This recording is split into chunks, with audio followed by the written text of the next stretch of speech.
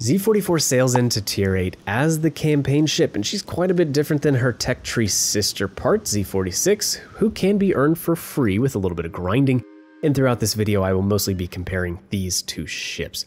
The major differences between them: the tech tree ship has sonar, one extra gun, and a slightly faster reload, making it the better gunboat. Z44 though, much better torpedoes. They're 1 knot faster. They have a 2 kilometer better range and are sneakier in the water. Not to mention you have 2 more of them. Z44 gets 10. That is a nice amount of volume to have. Pretty quick reload to boot of 85 seconds stock. Very clearly, this is meant to be a German torpedo boat. The guns. They have a lot of problems. Mainly the low HE shell alpha of 1500 apiece. German destroyers get to pin more armor than normal destroyers. That is true. They get 1/4 pin, meaning Z44 can pin 32 millimeters of armor, while the Sumner at the same tier can only pin 21. And the price you pay for this is this low shell damage, and it's going to give the Z44 the most anemic HE DPM at the tier. Well, almost. Sorry, Elbing. Now the AP is good, so you could try to use the AP more in your destroyer versus destroyer fights, and that is really the biggest problem with Z44. You cannot defend yourself against DDs, you can't contest DDs, you have a hard time fighting them at all. But maybe, just maybe, if we use the AP, we can even this out a little bit. So let's look at some examples of this in the training rooms. Using AP versus destroyers, it's a lot harder. If the enemy is flat broadside, you're going to overpin. If they're angled too much, you're going to bounce. To get consistent damage with AP shells, you have to have the perfect angle with enemy destroyers, and a good enemy destroyer captain knows this and can easily counter you if you're shooting AP. In my experience, unless you come across a complete noob, you're only going to get a couple good salvos for full pins with AP before they wise up and start angling or just go flat broadside. Now enter Sa Zinbing. This is the Pan-Asian destroyer commander. You could use this guy as an inspiration to improve the pin angles of the AP shells, and let's see it in action. Now this first clip is stock, not using Zinbing, and you can see we're getting a lot of bounces at first here. Now we're finally getting into range to get full pins. If it's 900 damage, it's a full pin. If it's 300, it's an overpin. Put Zinbing on there though, and very quickly you get into a situation where you're getting a correct angle and you're getting full pins. So these improved penetration angles do help the AP out quite a bit. And again, you have to have this perfect angle. If the ship is too broadside, then you're just going to overpin them for 300 damage like this. Let's go ahead and speed this up. But yes, Zinbing does help the AP a lot, and I would really consider him as an inspiration. As for the ship build, maybe Von Spee would be the best choice. For me though, I had Eric Bay as a much higher level, and I just don't want to spec all the way into torps. If you do, you should probably consider yourself a Mutsuki and plan on not using the guns at all. So I went ahead and played with Bay to help the guns out a little bit and to have more of a hybrid build. I'm an aggressive cap contester and a pretty aggressive DD player. This suits my playstyle more, and Bay actually gets a little bit of a torpedo buff in slot 4 as well with this new skill Torpedo Royale. A little extra damage, a little more speed. Not a bad choice at all here, but use Von Spee, use Blue Fiora, use whatever you want to use. Inspiration-wise, I did buff my speed a little bit with Blue and Mordov for this game in the background. If you're looking for free-to-play inspirations though, Sims, Fraser, these are decent general guys. Gleaves for torp range, I guess. It's not really needed though. Tanaka buffs the torp damage by 600 per torp. But really, I think Sa Zinbing, I would throw it on there just so that you have some viable AP, because we already proved that it improves it quite a bit.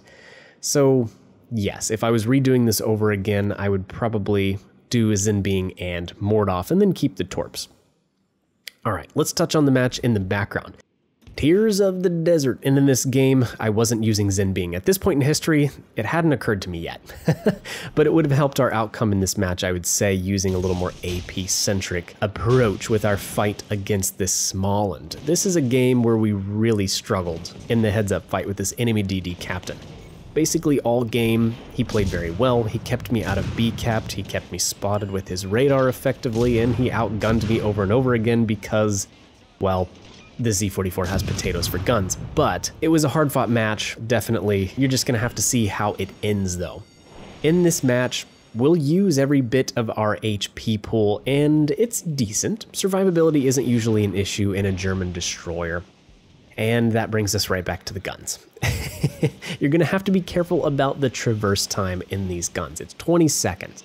It gives you a bit of a handicap in destroyer versus destroyer fights. And the turret angles, they're pretty bad rearward facing, which is how you really want to be positioned in destroyer versus destroyer fights. You're going to have a really hard time keeping all of your guns on target. Once again, making you pretty bad in destroyer versus destroyer fights.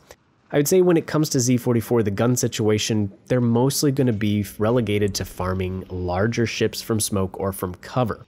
At this, the AP is pretty good because each shell deals 3,000 damage for a full pin, and the HE, like we said, has awesome quarter pin. You're not going to be setting a lot of fires when you're farming, but still, it's just a better role for this ship than contesting caps and going head-to-head against enemy DDs, which right now, again, we've been getting our butt kicked by the small ones, so I'm just going to sail away. I'm going to go to another cap where I can do some good and then hopefully come back because I can't beat this guy. Heads up. Even though we torped him, we have had a massive HE advantage on him, but still, Z44 guns are just too anemic to finish the job. The torpedoes, they're pretty decent. I would say largely because of how quickly they reload. 72 seconds on this hybrid build, so if you stagger them, it can work nicely for permafloods on capital ships, and I actually think we get to showcase that here pretty soon. The 12-kilometer range is also very, very nice, especially in radar-heavy matches, like the Des Moines hanging out in the middle of the map, which has been very smart of him. So yes, torp range is fantastic, and then that reload is awesome. The Alpha, though, sucks. About 14k a piece. They don't deal a lot of damage, so it'll definitely come down to volume of fire and getting some cheeky floods. Isn't that right, Mr. Yamato? At the end of the day, the torps are good, the guns are bad, and I think that makes this destroyer heavily reliant on what the red team does. It isn't a strong gunboat where you can push caps and bully other ships away. We've struggled all game with that. The torps with their quick reload and good range can make for a powerful ship some games. If you push into a nice position, you have enemies sailing into you, or you're on a good flank torping broadsides. You can have some big games in Z44 and rack up a lot of damage. It can be really fun, but it can all easily be undone by one enemy destroyer that you just don't have an answer for. Smart enemies who change course often or bow tank you and know to dodge torpedoes, or a CV player. Let's face it, torpedo boats are great when you're playing people who are stupid. The ability to pump torpedoes into stationary or broadside reds is awesome, but again, players who are not from a zoo can make your great games turn into bottom of the team games. To me, Z44 is the typical torpedo boat. She's just like this. She's going to be reliant on what your team does and what the enemy team does to have great games. Some games are just going to suck. In this game, it's not a high damage one. It turned out to be a good one, but again, if I was in the Halland M. Sumner, this thing would have been wrapped up in the first 3 or 4 minutes of gameplay. Personally, I would probably skip this campaign if not for all the goodies you can get from the Admiralty backing. And hey, there's this. There's always a chance that Z44 gets buffed a little bit in the future. Just look at the Azuma and the Piotr Bagration. Both of those ugly ducklings you didn't want to date in high school, and then they turned into Margaret Robbie and Scarlett Johansson. That's got to leave a bad taste in your mouth for skipping out on those. Anyways, those are my thoughts on the Z44. If you liked it, let me know. Hit the like button. And I'm curious to hear your thoughts on Z44. Leave them in the comments section down below. This is Derka signing off. Catch you in the next one. See ya.